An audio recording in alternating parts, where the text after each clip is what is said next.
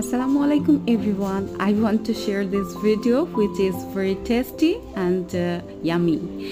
First of all আমি প্রথমে দুধটা জাল করে নিয়েছি এবং দুধের ভিতর কিছুটা গুঁড়া দুধ দিয়ে নিয়েছি। আপনারা হয়তো বলতে পারেন যে গুঁড়া দুধ দেওয়া বা দুধ জাল করা এটা শেখার কি আছে।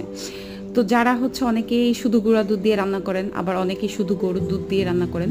তো আপনি এবং গুঁড়া দুধ দুটোকেই একসাথে মিক্সড করে যদি সেমাইটা প্রস্তুত করেন, বিশ্বাস করেন এটা খেতে অনেক মজাদার হবে। হ্যাঁ, তো এই জন্যই আসলে শেয়ারটা করেছি।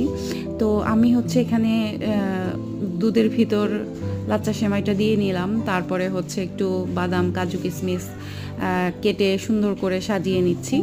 তো বিশ্বাস করেন এই যে খাবে একবার সে আপনার রান্নার প্রেমে পড়ে যাবে, ট্রাস্ট মি।